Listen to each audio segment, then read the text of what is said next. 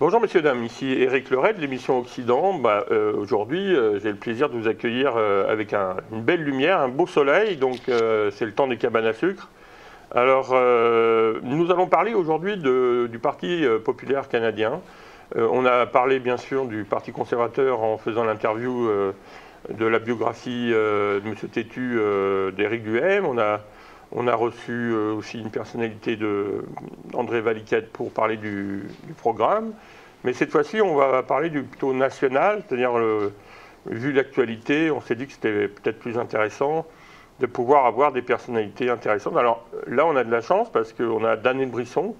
Je vais vous présenter, mais je pense que pas mal de gens le connaissent parce que c'est on va dire un loup gris de la politique et qui a été candidat plusieurs fois. On va revenir dessus. Et j'ai le plaisir d'accueillir Jonathan Desclin, qui est donc coordinateur pour la région de Montréal, l'île de Montréal. On va débattre un peu, présenter un peu le PPC, où il en est aujourd'hui, à la veille de futures élections d'ici 1 ou 2 ans. On va revenir sur les dates. Alors, d'abord, je vais commencer par Daniel, parce que Daniel, est-ce que vous m'entendez, Daniel? Absolument, et je me vois pas à l'écran, je crois, ça se peut-tu? Non, non, vous me verrez pas, mais c'est pas grave. C'est juste que l'important, c'est qu'on s'entende et que vous puissiez intervenir. Alors, je vais présenter Parfait. Daniel parce que, bon, d'abord, comme il dit, il a une immense expérience de la politique québécoise. Il a été plusieurs fois candidat. Alors, il a été candidat, donc, alors, je l'ai vu directement, puisque à l'époque, en 2012, on était collaborateurs. Donc, il était candidat à la chefferie du Parti conservateur en 2013. Puis en 2021 avec Éric Duhaime, donc c'est bien parce que ça permettrait de voir qu'il y avait quand même des candidats de qualité. Et il a été aussi candidat à la mairie de Québec sous la bannière de l'Alliance citoyenne de Québec, donc en 2017.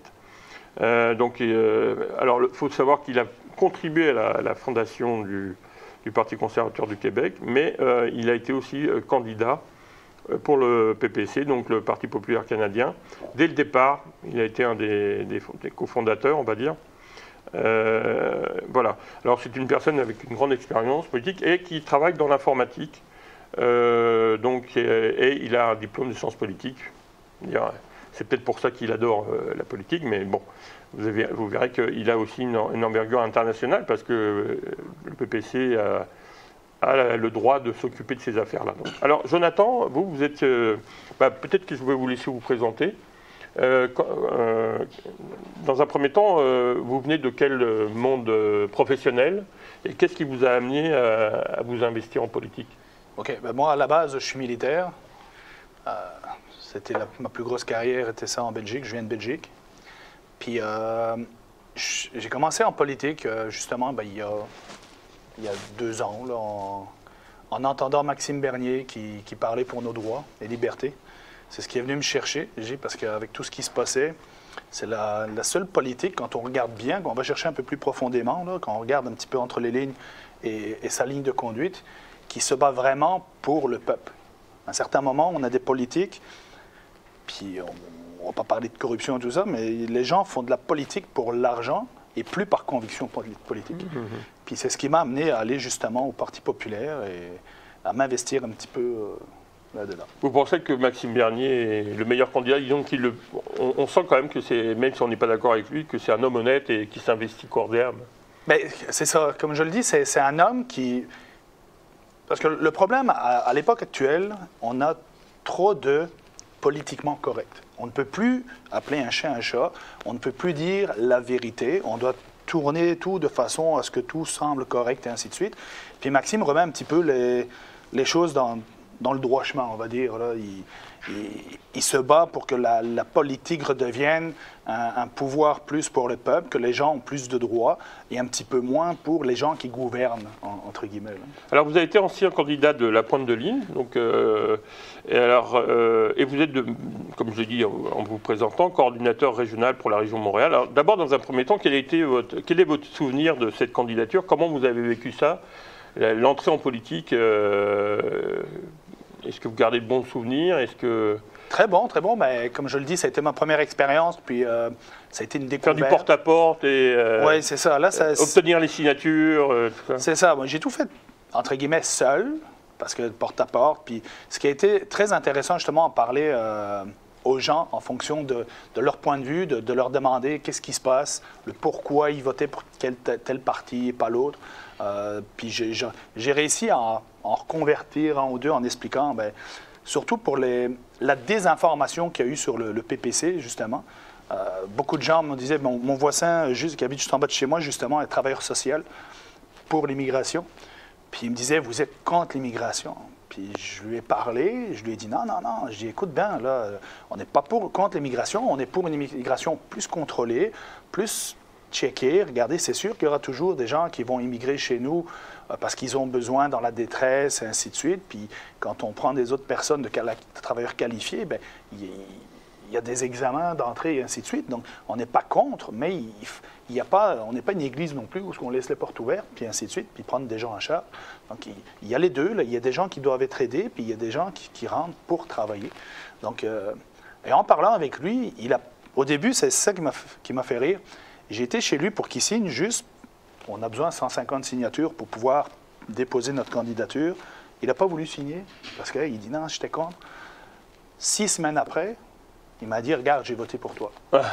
Donc ça a été une très bonne expérience. Puis pareil, aux gens autour de moi, il y a des gens qui disent, regarde, je ne suis pas pour le PPC, mais regarde, c'est la démocratie, je vais signer pour que tu poses ta candidature. Puis on a pu développer sur les besoins des gens et ainsi de suite. Puis c'est la base de la politique, en gros, c'est de pouvoir parler aux gens, de demander ce qu'ils veulent, ce qu'ils ont besoin.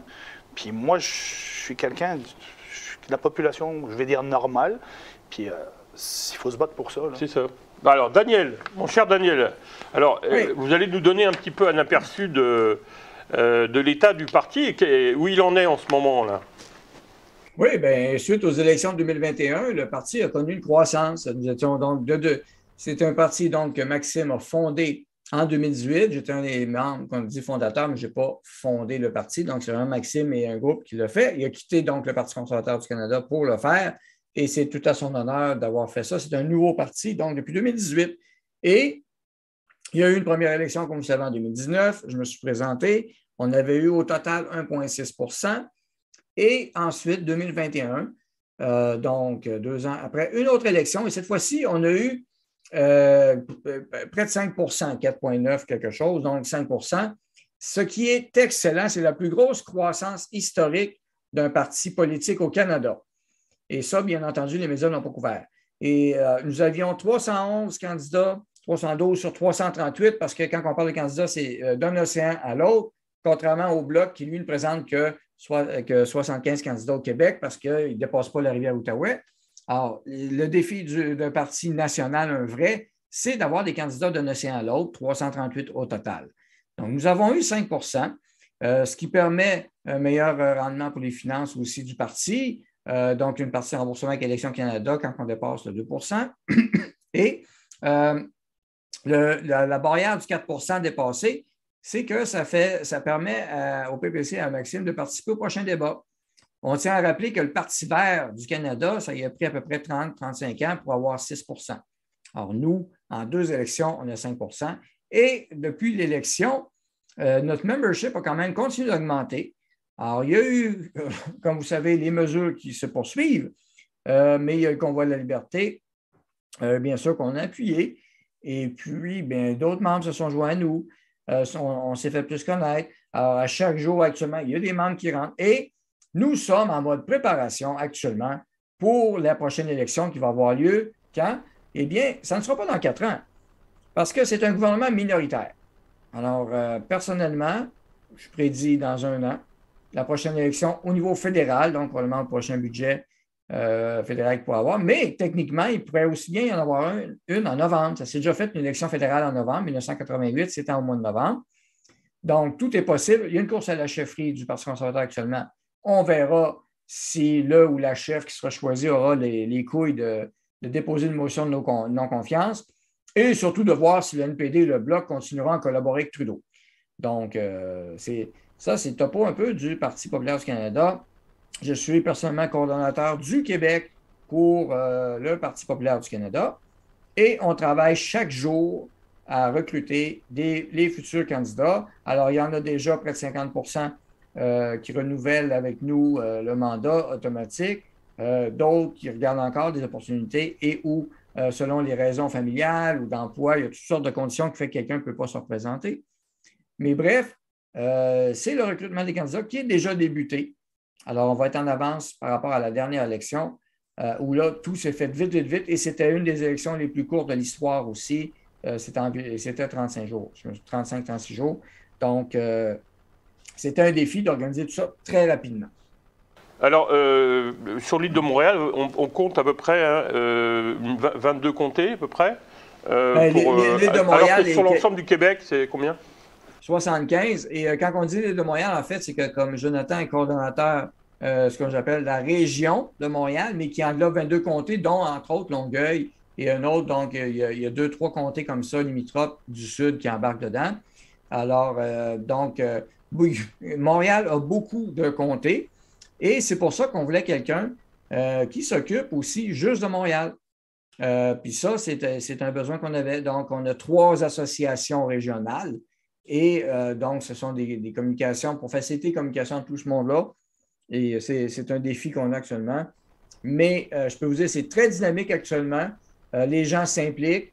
On est en train de bâtir toutes les associations, et ou régionales et ou locales. Ce qu'on entend par régional, c'est parfois, il peut y avoir une association qui regroupe plus d'un comté. Donc, c'est là-dessus qu'on va. Parce qu'il y a certaines régions, on ne se le cachera pas, c'est plus difficile de s'organiser des fois avec des bénévoles ou des membres, ce n'est pas évident. Et ce sont des grands territoires à couvrir. Donc, un comté fédéral, par exemple, Manicouagan, c'est quasiment le quart du Québec à lui tout seul. Même chose pour les 2 comtés d'Abitibi. Alors, si on prend juste Manicouagan et les 2 comtés d'Abitibi, ben c'est pas loin les 2 tiers en surface de la province. Mais il y a beaucoup de chevreuils et de caribous sur le territoire plutôt. Là, tu sais. Mais donc là, on a Montréal-Est, Montréal-Ouest et Montréal-Centre, si je comprends bien. Alors, quels sont vos besoins? C'est-à-dire, d'abord, pour l'instant, vous avez combien de candidats par rapport au nombre de comtés, d'une façon générale? Et sur Montréal, est-ce que vous avez déjà une idée? Oui, bien en fait, c'est déjà, comme je dis, c'est déjà en cours là maintenant, cette semaine. On va voir le résultat bientôt. Ce que je peux vous dire, c'est que on vise 90% d'ici la fin de l'année, déjà tous nommés, d'ici la fin 2022. On a des objectifs mensuels qu'on va avoir aussi. En juin, une bonne partie va être terminée. Donc, c'est là-dessus. On a eu un peu de délai de retard suite au mois de janvier-février, les convois de la liberté, comme vous savez, les interventions qu'on a faites là-dessus. On a participé à plusieurs manifestations. On était présents. Des manifestations, mais on dit manifestation, c'est un grand mot, mais je veux dire rassemblement. Plutôt que manifestation, parce que contrairement à Black Lives Matter qui pétait tout, qui brisait tout, ou les Black Blocs, les Antifas qui cassaient tout, qui brisaient tout, c'était plutôt des rassemblements de gens pacifiques. Alors, oui, on y a été. Il y avait beaucoup de choses là-dedans. Donc, ça a occasionné un certain délai pour toute la mise en place de ça, mais c'est ce qu'on travaille à chaque jour. Donc, mais ça va bien et les conditions sont meilleures qu'après l'élection de 2019 actuellement. Jonathan, on va vous donner la parole. C'est quoi, pour vous, le rôle de coordinateur et comment vous agissez au quotidien et comment on pourrait, qu'est-ce que vous avez besoin comme aide? Ben moi, ma job, en gros, c'est de relier l'information aux associations. D'ailleurs, j'en profite pour les remercier parce que les directeurs d'associations et les gens qui travaillent, ils travaillent beaucoup plus que moi. C'est eux qui font tout, donc on leur dit un grand merci. C'est vraiment un gros job. Donc là, vous dites que vous avez 3 associations, donc l'association de l'Est. En gros, ben c'est ça, c'est l'Ouest, le Centre et l'Est, plus ou moins. D'accord.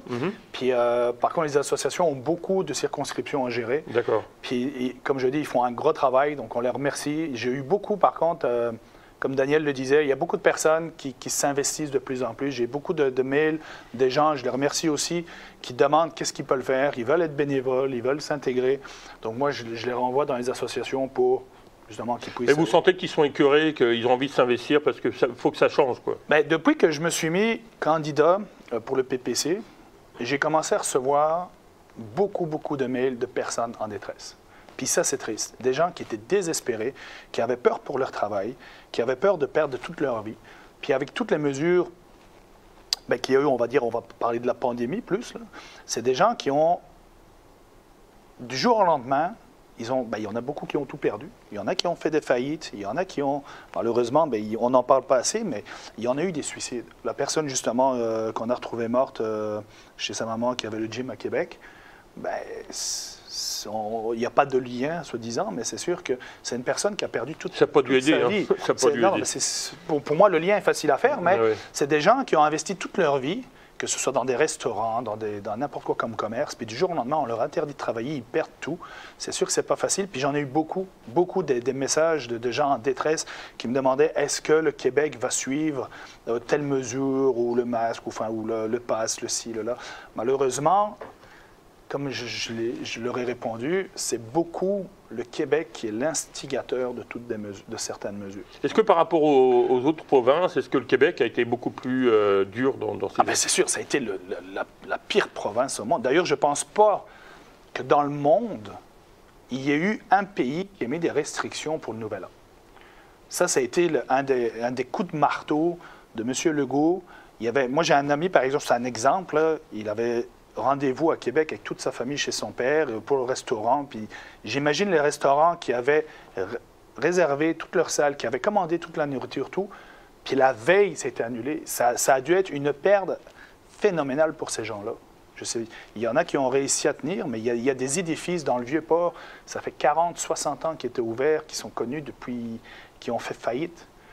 Puis il y a des gens, moi j'ai eu beaucoup, comme je le dis, je le répète, beaucoup de personnes qui me faisaient des appels à l'aide, qui me demandaient comment ça allait se passer, quelles ressources ils avaient droit.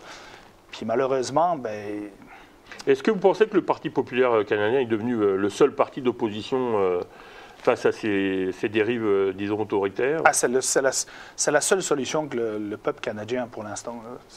Il y a beaucoup de personnes qui, malheureusement, disaient, regarde, on est pour le PPC, mais on va essayer de la jouer stratégique, on va voter plus conservateur, et ainsi de suite. En faisant ça, ça empêche justement le Parti populaire de monter.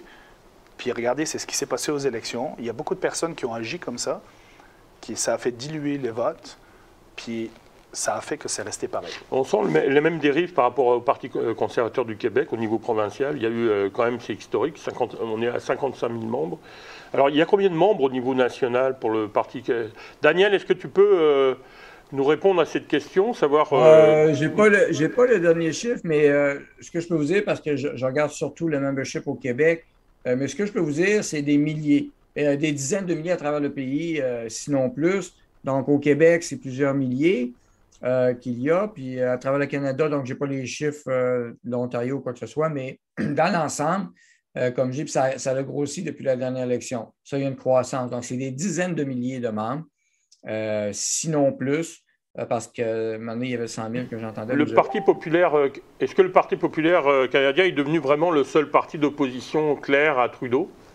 Oui, mais d'abord, il faut rappeler que c'est le Parti populaire du Canada, non pas canadien. Mais oui, c'est nous autres qui fait l'opposition, parce que l'opposition était assez tranquille dans les deux dernières années et demie, n'est-ce pas?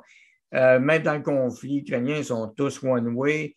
On embarque, on envoie des armes, bref. Mais point de vue mesure, ça a voté pour les mesures, ça appuyait. On a vu un peu une tentative de changement de ton un peu, mais on a vu rapidement que ça revirait de bord. Et lors du convoi de la liberté, tous les partis étaient unanimes à traiter tout le monde de raciste, de xénophobe, de nazi, de toutes sortes de niaiseries. Puis condamnait tout ça, donc ceux qui participaient à ça.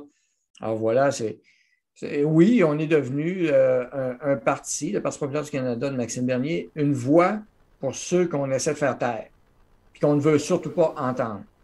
Alors, c'est notre place, on l'assume pleinement. Et comme je dis toujours, puis j'ai fait quelques discours aussi, Maxime aussi, plusieurs, la liberté, on l'a dans notre cœur, on ne fait pas semblant de l'aimer quand un sondage dit que c'est bon. La liberté fait partie des principes fondateurs du Parti populaire du Canada. C'est inscrit sur le programme. D'ailleurs, allez voir le site parti-populaire-du-Canada.ca et vous allez voir la plateforme. C'est simple, il y a des principes de base comme liberté, équité, respect, responsabilité individuelle. C'est assez simple et toutes nos politiques sont orientées vers ça. Alors justement, ça tombe bien, je rebondis sur votre intervention. Est-ce que vous pourriez nous parler dans les grandes lignes, chacun vous, sur comment vous voyez le programme et qu'est-ce qui vous intéresse le plus, enfin pour vous, qui vous paraît plus important? Vous parliez de liberté, là, mais est-ce qu'il y a, je sais pas moi, l'aspect économique, la santé, le rapport à la santé, par exemple, pour le Parti conservateur du Québec, c'est devenu un élément majeur de son argumentation. Pour vous, qu'est-ce qui est le plus important? Là, ben, il faut que ce soit lié à nos principes de base, d'avoir des convictions puis de les tenir. Donc, dans la liberté, il y a liberté d'expression, liberté de commerce économique, liberté de déplacement des gens, liberté de circulation des biens. Alors, le commerce interprovincial, c'est ce qu'on veut avoir partout d'un océan à l'autre égal. Ce n'est pas normal qu'on ait des barrières entre les provinces. Puis le pire, c'est que ça serait de juridiction un peu provinciale dans certains cas. Mais ce qu'on veut, c'est déréglementer puis avoir un gouvernement moins gros et moins intrusif dans la vie des gens. C'est ce qu'on veut souhaiter. Et oui, l'économie, c'est très important pour le Parti populaire. Maxime en a reparlé hier de l'inflation. Donc, ce n'est pas normal qu'on ait une inflation comme on a au Canada, mais gracieuseté de Trudeau et compagnie qui ont endetté les Canadiens comme ça ne se peut pas dans les dernières années. Alors, il faut ramener un équilibre budgétaire, il faut baisser nos déficits. Et il y a des programmes qui, tranquillement, à la longue, vont être remplacés par autre chose, mais il va y avoir des baisses d'impôts, c'est ce qu'on veut faire. Mais à la base aussi, on va arrêter de donner de l'argent dans des pays ou des ennemis du Canada. Et la souveraineté du Canada fait partie de nos priorités. Alors, l'agenda 2030, nous autres, on est contre ça. On l'a dit clairement en 2019, on n'a pas renié ça. On veut aussi respecter les compétences des provinces et du fédéral. Et oui, nous sommes pour l'exploitation des hydrocarbures d'un océan à l'autre. Et le fédéral, les pipelines, c'est de juridiction fédérale et on est en faveur de ça, comme les chemins de fer, c'est de juridiction fédérale. Alors, des événements comme le lac Mégantic, bien, ils pourraient encore s'en produire. On a encore plein de trains, plein de pétrole qui passent à travers des villages et du gaz raffiné aussi, l'essence raffinée, à travers des villages et des villes, même comme Montréal. Ça se promène là-dedans. Alors qu'on a déjà des pipelines, puis on a fait, vous voyez le dégât qu'on a actuellement avec le conflit Ukraine-Russie. Alors, si on avait arrêté d'écouter les groupes en verdeur qui étaient subventionnés possiblement par la Chine ou la Russie d'ailleurs, c'est ce qui commence à ressortir, peut-être qu'on ne serait pas dans cette situation-là. On serait beaucoup moins dépendant de l'étranger et on serait plus autonome et plus riche aussi collectivement. Et ça, c'est de vouloir se fermer les yeux puis de bloquer nos exploitations tout le temps, tout bout de champ, puis d'être obligé d'en importer d'ailleurs ensuite. Être dépendant énergétiquement, c'est la chose la plus stupide qu'on peut faire. Et en plus de donner de l'argent aux accords de Paris, alors nous, on veut sortir des accords de l'accord de Paris sur le climat. On l'a déjà dit, on le répète, puis vous avez vu les conservateurs fédéraux dire non, on embarque là-dedans. Bien, ça, il faut comprendre que l'accord de Paris sur le climat, c'est pour taxer le monde. Bon, puis la bourse de carbone, on est contre ça aussi, et autres politiques. Donc, tout ce qui est des entraves à la liberté. Alors, ce qu'on veut, c'est être un gouvernement fiscalement responsable, et c'est vers ça qu'on s'aligne, et c'est ce qu'on propose aux gens. Alors, Jonathan, à votre tour, quelle est votre vision du programme et qu'est-ce qui, pour vous, à votre sens, est plus important? Bon, Daniel a donné son avis d'une façon générale, pour l'ensemble du Québec, mais vous, comme candidat, et quels sont est-ce que d'abord, au niveau de vos convictions, vous y retrouvez et qu'est-ce qui vous apparaît le plus important dans ce programme? Oui, tout est important parce que c'est sûr qu'on ne peut pas juste cibler une chose ou l'autre. Maintenant, c'est sûr que Maxime a de très bonnes idées dans le sens qu'il y a des grosses coupures à faire. Il faut arrêter d'envoyer de l'argent partout et penser plus aux Canadiens qu'un petit peu partout dans le monde. Ce qui est très important, c'est la santé puis nos personnes âgées. Là, je trouve ça, ce qui s'est passé les 2 dernières années, ça a été totalement honteux, ce qu'elles ont vécu.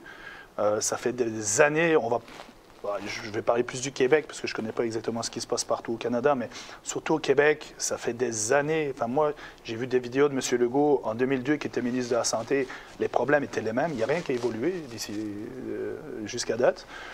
C'est même pire, peut-être, on va dire. Puis, il a le même discours. Il remet toujours la faute sur Ottawa qui n'envoie pas assez d'argent. Donc, ça, c'est quelque chose qu'il faut vraiment travailler, parce que c'est des gens qui ont donné leur vie, qui ont travaillé toute leur vie, qui ont payé leurs impôts pour le Canada. Puis ils ont droit à être soignés. Quand je vois qu'il y a des détenus qui ont plus de droits, qu'il y a des personnes âgées qui ont droit à un bain semaine, on n'a pas le temps de s'occuper d'eux. Ça c'est totalement intolérable. Alors que les gens en prison, ils peuvent prendre leur douche pratiquement une fois par jour. Regarde, il y a un gros travail à faire sur nos personnes âgées. Il y a un gros travail à faire, puisque ça, c'était honteux, M. Trudeau, moi, je suis d'origine militaire, donc c'est sûr que ça vient me chercher, les vétérans et ainsi de suite. Quand je vois, il y a eu une belle intervention qui a été filmée d'un vétéran qui avait perdu une jambe, qui s'est battu pour le Canada. Et on lui avait promis qu'il avait droit à plein de subventions, ainsi de suite. Puis M. Trudeau a tout coupé. Puis la politique de M. Bernier, c'est justement de pouvoir redonner à ces gens-là, tous les militaires, les pompiers, les policiers, avoir un plus gros respect là-dessus. C'est des gens qui travaillent, qui prennent des risques. Qui ont mis leur vie en jeu. Oui. C'est ça. Donc ça, c'est sûr que moi, ça vient me chercher. Mais il y a un gros travail à faire là-dessus. Là. Mais parce qu'on voit qu'il y a beaucoup de stratégies de subvention et d'intervention de l'État. Daniel le disait tout à l'heure. Est-ce que là aussi, vous sentez que l'État a pris de plus en plus de place lorsque Trudeau est arrivé au pouvoir, et comme son père d'ailleurs, c'est vraiment une spécificité. Mais comment on peut identifier son appartenance politique? Parce que c'est digne des régimes communistes ou des régimes politiques autoritaires ou totalitaires. Est-ce que dans votre analyse, vous allez jusque-là? Parce qu'on sent quand même qu'à travers les subventions, par exemple dans les médias, il arrive à avoir un pouvoir sur tout le monde et on est un déficit monstrueux, quoi. Il est là le problème, c'est que M. Trudeau c'est pas son argent. Hein. Il donne, parfois il lâche de l'argent, il envoie. Cet argent-là, quand je parle aux gens, je dis il vient d'où? Il vient des impôts. Qui c'est qui le paye? C'est le peuple. Donc, à faire des dettes, c'est nos enfants, nos petits-enfants, puis ça va être nos arrière-arrière. Où ça va, ça ne s'arrêtera plus. Puis le problème, il est là. C'est qu'il empêche, ce qui s'est passé ici avec la pandémie, plus particulièrement, on a empêché les gens de travailler, on a donné des subventions qui ne leur suffisaient pas, évidemment, et en plus de ça, les gens doivent le rembourser. Parce que là, il y a un petit côté nébuleux qu'on ne connaît pas trop. On dit « Ah, merci, on donne », mais il faut le rembourser, cet argent-là. Puis, donc on endette les futures générations. Il est là le problème, c'est qu'avec sa façon de faire, il donne de l'argent qu'on endette, puis les impôts, ça augmente sans mort. Regardez, juste le prix de l'essence. Là, c'est bien simple, le prix de l'essence. $2 récemment. C'est ça, ça atteint $2, alors qu'il est moins cher qu'il y a quelques années. Donc, le baril est moins cher qu'il y a quelques années, puis il est plus cher qu'à l'époque. Ouais. Donc, il y a une façon dont on montre aux gens, attention, c'était dangereux, ça coûte de l'argent, il faut payer ici, il faut payer là, alors qu'on a de meilleures conditions qu'avant. Et sur l'île de Montréal, vous sentez qu'il y a des besoins en particulier? Alors, Daniel disait qu'il parlait du passage des trains, le CN, etc., qui est de juridiction fédérale. Est-ce que vous avez senti qu'il y a des besoins criants sur l'île de Montréal? Parce que les deux candidats à la mairie de Montréal, on a l'impression qu'ils ne se préoccupent pas trop des personnes ou des enjeux de sécurité ou d'énergie, ou à des fins de répondre aux attentes, aux pressions de minorités, comme disait Pierre Bourgault, la dictature des minorités. Qu'est-ce que vous avez ressenti? Qu'est-ce qui est plus important sur l'île de Montréal, les besoins importants? C'est sûr qu'on a besoin de mobilité. C'est sûr que là, il y a le projet du REM qui viendrait dans l'Est. Vous trouvez que c'est une bonne chose, par exemple? Ce serait très utile. Puis justement, j'habite juste à côté. Il y a un terrain qui est prévu pour ça depuis plus de 10 ans, puis tout est bloqué. Puis ça négocie pas. Ça reste en stand-by. Puis ça pourrait développer. Là, il y a un exode même de Montréal. Les gens commencent à être tannés de vivre dans les villes. Ça coûte cher aussi. Une des conséquences de l'intervention de l'État, c'est qu'il n'y a pas de concurrence et il y a beaucoup de... c'est ça. Les prix ont doublé pratiquement. Il n'y a pas de concurrence, il y a une mobilité qui n'est pas là. Les gens doivent soit ils partent très tôt, puis soit ils partent très tard. Les familles disparaissent de Montréal. Oui, il y a une banlieue. Il y a quelques mois d'ici, j'avais déjà vu justement dans les informations qu'il y avait plus de 50 000 personnes qui avaient déjà quitté Montréal. Donc puis sans compter les commerces, parce que ça a un impact surtout. Là, moins de personnes il y a, moins les commerces, ils font moins d'argent. Puis c'est une boule de neige là, qui... Très bien. Daniel, est-ce que vous avez des priorités dans votre activité de coordination au niveau provincial? Au niveau de ce programme, quelles sont vos priorités en ce moment? En fait, c'est que chaque jour, c'est l'Organisation du Québec qui continue, autant pour le côté candidat que les associations. Donc, c'est de former parce que faut comprendre qu'il y a beaucoup de paperasse technique là-dedans avec Élections Canada, tout ça. Donc, il faut remplir des formulaires, il faut les envoyer. ça prend du monde, ça prend des bénévoles, ça prend des bonnes personnes, il faut faire des meetings. Bref, en gros, c'est le quotidien pour l'instant. Et en plus de ça, on organise des activités. Alors, comme en fin de semaine, comme on sait, on pourra en parler tout à l'heure, mais il y a une activité qu'on fait. La première grande activité post-confinement, post-confinement, guillemets, parce qu'on a encore des mesures, comme vous le savez. On continue de dénoncer toute l'absurdité qu'il y a, tout ce qu'il y a d'absurde, on dénonce ça. Que ce soit à côté de l'Ukraine, où Maxime fait un travail d'analyse et de dénonciation régulière là-dessus, mais aussi sur les politiques qui demeurent pour la COVID. Par exemple, les employés fédéraux qui continuent de perdre leur job, ou les non-vaccinés qui peuvent voyager en train, en avion, en bateau-Canada, c'est encore là, la frontière, tous des enjeux 100% fédéraux, alors gérés par Trudeau. Alors, on a encore un marasme à régler ici, et c'est ce qu'on travaille. Puis les politiques, la part de ce qu'il y a dans la plateforme, la politique, ça va être ça. C'est des positions de base qui demeurent et il y a des ajustements à travers ça qui se font. Encore là, vous pourrez le voir sur le site web. C'est la meilleure façon, c'est de vous abonner à la plateforme du Parti populaire du Canada.ca pour voir ce qui s'en vient ou pas. Et c'est d'être présent sur place avec les gens, de les rencontrer. Alors, bien entendu, avec la pandémie, c'était surtout en vidéo, à distance. Maintenant, on va pouvoir les rencontrer de live, en vivant.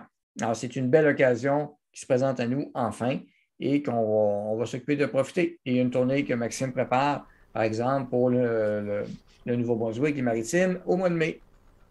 Alors, j'aimerais amener le débat plus sur une dimension internationale, parce que vous êtes un parti national, donc vous avez le droit d'aborder ces sujets autre qu'une simple opinion, c'est-à-dire d'avoir dans votre programme des positions claires. Alors, peut-être par rapport à l'actualité, quelle est votre position, Daniel, et quelle est la position du Parti populaire du Canada concernant, l'impact de la Russie sur l'Ukraine? Quelle est la position de Maxime Bernier et du Parti populaire du Canada? C'est très clair, on n'a pas d'affaire là. Je veux dire, c'est un échec diplomatique depuis longtemps entre l'OTAN, l'Ukraine, la Russie, l'Europe, et on est pogné dans un bordel. On aurait dû rapidement assurer la Russie que non, l'Ukraine ne fera pas partie de l'OTAN, alors que l'Ukraine, depuis 2-3 ans, travaillait très fort pour entrer dans l'OTAN, des demandes répétées, des demandes d'intervention à l'Union européenne. Il était question même que l'OTAN envoie de l'équipement militaire en Ukraine, ce qui, évidemment, n'a pas plu du tout au président Vladimir Poutine. Mais c'est une longue histoire. L'Ukraine, ça ne se résume pas en 5 minutes. Alors, j'ai fait des topos là-dessus, live. Ça a pris 1h20. Puis encore 1h20, c'était relativement court pour expliquer un dossier qui est quand même somme toute complexe, qui est historique. Il faut comprendre les bases de ça.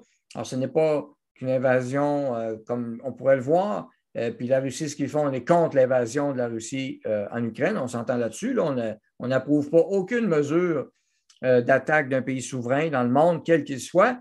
Pas plus que l'Arabie saoudite qui bombarde le Yémen cette semaine, ou l'Iran qui a lancé un missile en Irak, ou autre conflit. Donc, le Parti populaire est pour la paix, prône la paix.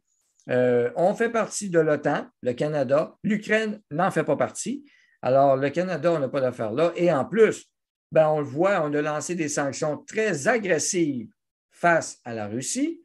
Il y en a qui vont dire bravo, c'est une bonne idée, parfait.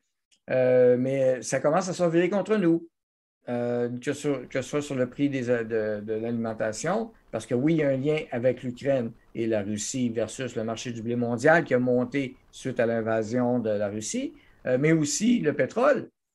Donc, le pétrole, c'est pas pour rien que ça a monté, mais ça a monté avant aussi d'ailleurs. Et en plus, on était déjà, avant le conflit Ukraine-Russie, en forte inflation au Canada, grâce aux efforts de Trudeau et des mesures de confinement de la COVID. On voit le résultat que ça a. Aux États-Unis aussi, il n'échappe pas.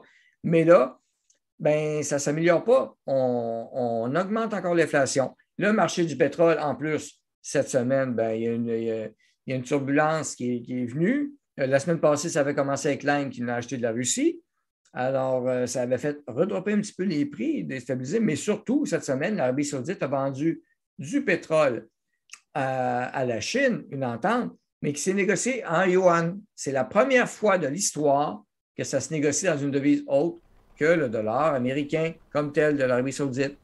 Donc, c'est majeur. Et là, le Canada joue un jeu très dangereux de vouloir dire on va envoyer des armes. Puis ça, c'est ce qu'ils font. On envoie des armes depuis quand le Canada est devenu un marchand d'armes au lieu de devenir un marchand de la paix et d'intervenir plus avec des moyens diplomatiques plus forts, d'envoyer des délégués de négociations diplomatiques et non pas Mélanie Joly qui va promettre plus d'armes. Alors, notre position est assez claire là-dessus. On est contre la guerre. Et puis, et bien entendu, si on se fait envahir, on va riposter, on va se défendre. C'est notre but d'exister. C'est notre devoir de le faire. Mais encore là, on l'a vu, nos investissements étaient inférieurs à ce que l'OTAN demandait depuis des années. Et ça, l'OTAN, le Canada en fait encore partie. Puis ceux qui voudraient qu'on sorte de là éventuellement, tant mieux si on pourrait réussir. Mais actuellement, on n'est pas assez, on n'est pas le modèle suisse, nous autres ici. J'approuverais le modèle suisse par ailleurs, qui permet aussi à chaque citoyen d'être armé dans sa maison. Vous voyez qu'on a des croûtes à manger ici au Canada. Dans ces cas-là, Trump avait raison sur la prise en charge des frais d'équipement par les États-Unis qui avaient un gros pourcentage, alors que les États membres de l'OTAN, disons avec hypocrisie, laissaient faire les États-Unis jusqu'à ce qu'on s'aperçoive qu'il fallait peut-être que chacun des membres investissent dans leur armée. On l'a vu en France. Oui, il avait raison. Oui, il avait raison, parce que notre contribution devait être de 2 puis elle a été inférieure à ça depuis des années, même sous les anciens conservateurs. C'était un problème. Mais si on ne veut plus faire partie de l'OTAN, ben, ce ne sera pas 2 Notre budget militaire devrait être triplé ou quadruplé, parce qu'on ne se le cache pas, veut pas le Canada est entre la Russie et les États-Unis. Et oui, on est à côté de la Russie. Les gens ne le réalisent pas. Mais via le pôle Nord, on est à côté de la Russie, on est collé sur eux autres. Alors, autant que l'Alaska, l'Alaska voit la Russie de l'autre bord, ben nous autres, c'est de l'autre bord qu'on la voit aussi dans le Nord. Et les Russes sont déjà très présents dans le Nord et on a négligé ça. Stephen Harper, à son honneur, il avait essayé de refaire un peu ça, une force dans le Nord un peu, mais nos forces armées, regardez l'État pitoyable, l'équipement, on a des très bons soldats, très bons militaires, très bons personnels. Et mon Dieu, que les équipements, on a du retard là-dessus. Et d'ailleurs, en passant, pour ceux qui l'ignorent, hier, l'Allemagne a signé un contrat de F-35.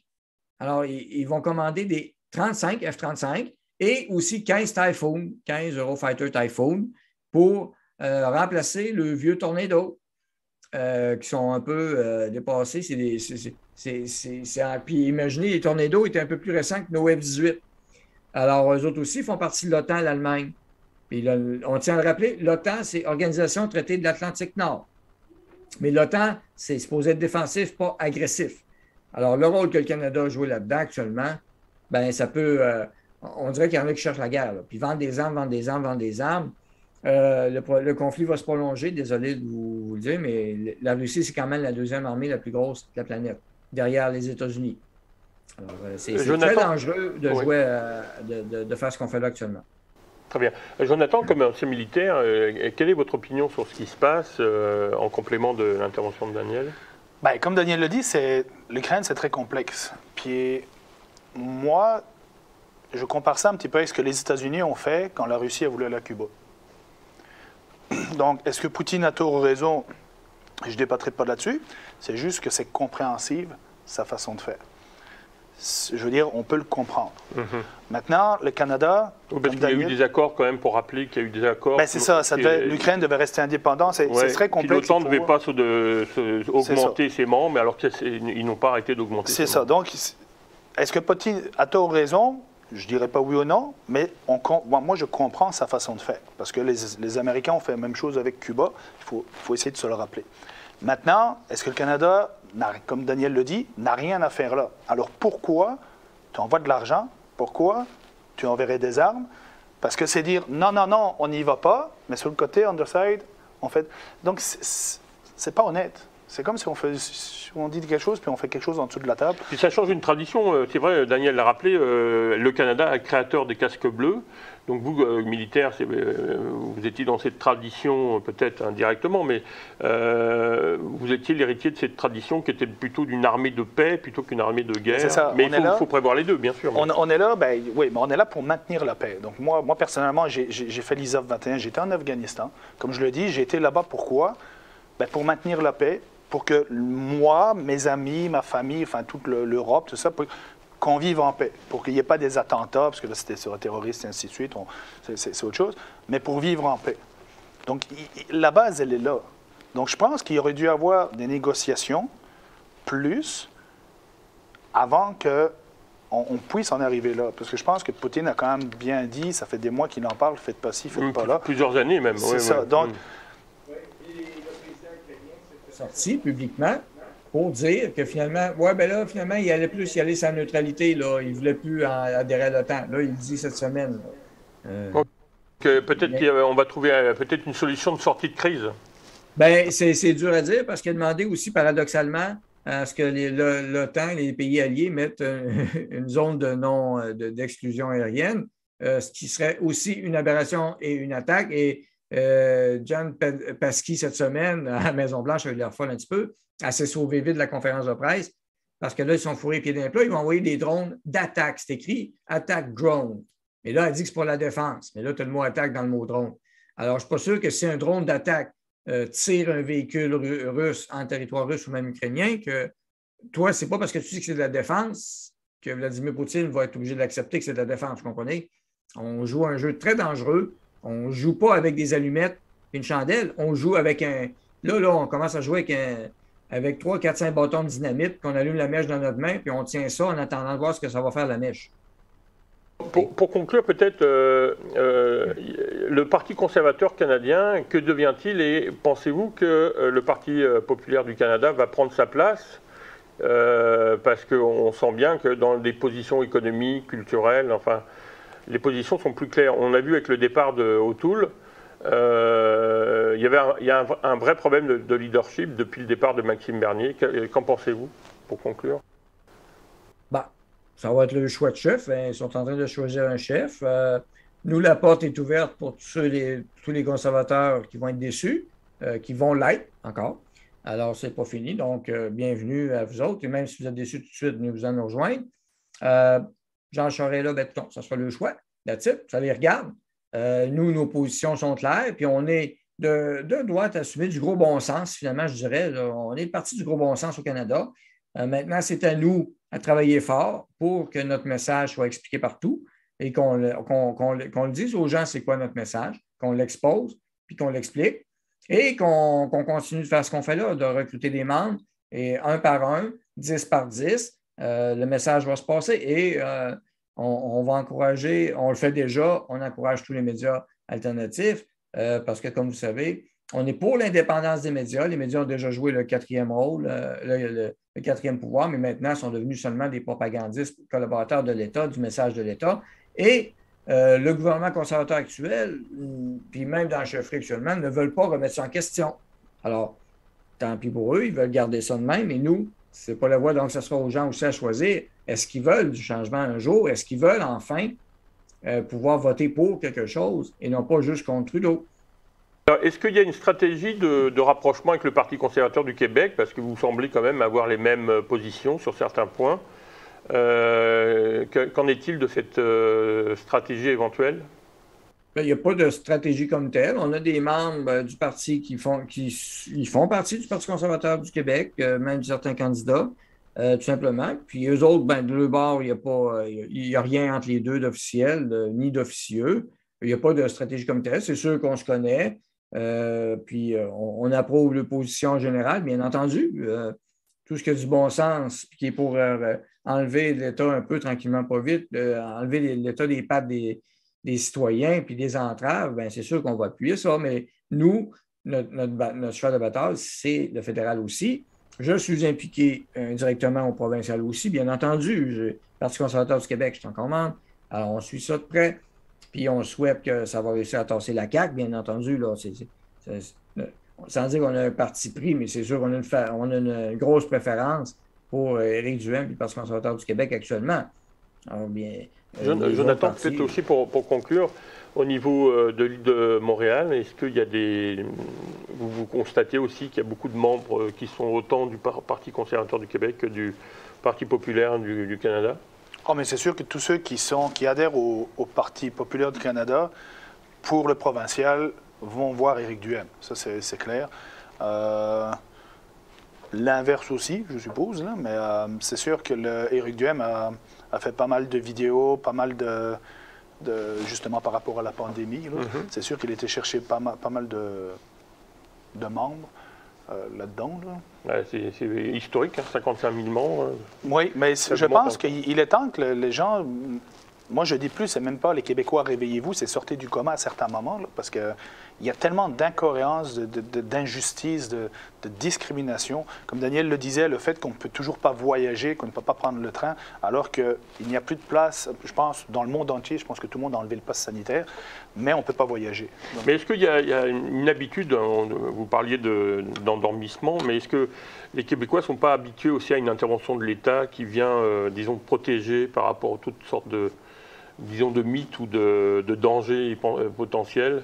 L'État est quand même très présent au Québec. Oui, mais je pense que avec les syndicats, d'ailleurs. Oui, mais je pense que le Québécois est trop accommodant, je vais dire. Est trop à dire, ben, regarde, c'est comme ça, on va le faire. Les règlements sont mal faits, mais bon, il faut faire avec. Je pense qu'il manque un petit peu de tarque là-dedans, puis de dire, regarde, il y a des choses qui ne sont pas normales, on va un petit peu se défendre. Il faudrait... Okay. Alors, Daniel, je vais vous donner la conclusion et puis après, je passerai la parole à Jonathan. Une conclusion? En conclusion, n'ayez pas peur de venir nous voir, de nous rencontrer, de nous parler. Et si vous avez une occasion de découvrir ou de discuter avec Maxime Bernier, faites-le à chaque fois. En fin de semaine, donc, une occasion, c'est à Saint-André-d'Argenteuil, une cabane à sucre. Allez sur le site du Parti populaire du Canada, dans la section actualités en jeu. Vous allez voir là, le Mad Max Tour. Alors, liste des événements à venir, c'est là. Inscrivez-vous. Bienvenue à tous. Il y a un crédit d'impôt remboursable. Donc, vous voyez, on commence nos activités comme ça. Alors, vous allez nous voir de plus en plus souvent dehors, dans des activités diverses. Et je vous invite à vous occuper de vos affaires, c'est-à-dire bienvenue à tous. Puis la politique, ça vous regarde. Regardez, là, c'est assez clair que la COVID, c'était politique à 100 000 à l'heure maintenant. Hein?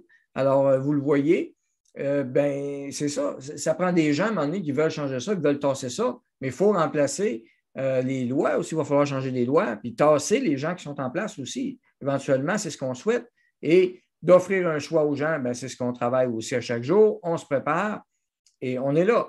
Maintenant, la participation citoyenne avec nous est essentielle parce que c'est votre pays, le Canada, puis le Québec fait encore partie. Alors, il n'y a pas à hésiter là-dessus.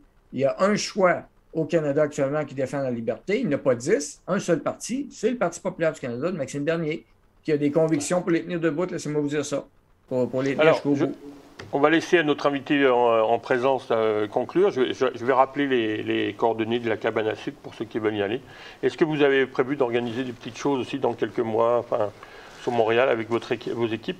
Ben regarde, alors on est occupé à regarder ça. C'est sûr que les associations font beaucoup. Puis celle de l'Ouest avait beaucoup travaillé déjà pour les élections. Là, puis comme je le dis, c'est eux qui organisent, qui font le gros de la job. Donc oui, il y a des choses qui vont se faire. Là. Tout n'est pas encore prévu, mais il y a des activités qui vont avoir lieu. Là. Très bien. Alors, je rappelle, messieurs, dames, qu'il y a une activité cabane à sucre. Donc, c'est la cabane à sucre du Coteau, 2200 chemin du Coteau des Hêtres Sud à Saint-André-d'Argenteuil. Donc, c'est 75 $ pour les adultes et 15 $ pour les enfants. Et donc, c'est samedi 19 mars à partir de midi et le dimanche 20 mars à partir de 13h. À préciser aussi, il y a un retour d'impôt de 40 $. Là, un retour d'impôt de 40 $. Ça, j'ai oublié. Non, ça peut aider. Mais c'est bon, c'est vrai. C'est comme un... OK. C'est important de se réunir et puis comme ça, vous pourrez rencontrer Maxime Bernier éventuellement, qui est un homme très, très sympathique. Voilà, donc je vous remercie beaucoup, Daniel Brisson. Je rappelle qu'on était avec Daniel Brisson, ancien candidat à la chefferie du Parti conservateur, mais coordinateur pour le Parti populaire du Canada pour l'ensemble du Québec, et Jonathan Desclin, coordinateur pour le Montréal-Île, enfin l'île de Montréal. N'hésitez pas à les contacter à partir du du site du Parti conservateur du Canada. Vous avez les possibilités de les joindre, soit dans la région de Québec ou la région... Parti populaire du Canada. Ouais, Parti populaire du Canada. Bon, on va y arriver. Et dans le bas, descendez dans le bas du site, vous allez voir la section des coordonnateurs. Alors, pour les gens de Montréal, vous allez retrouver le courriel de Jonathan. Et je suis aussi sur la page en section coordonnateurs. Et les coordonnateurs de toute la région sont dessus aussi. Très bien.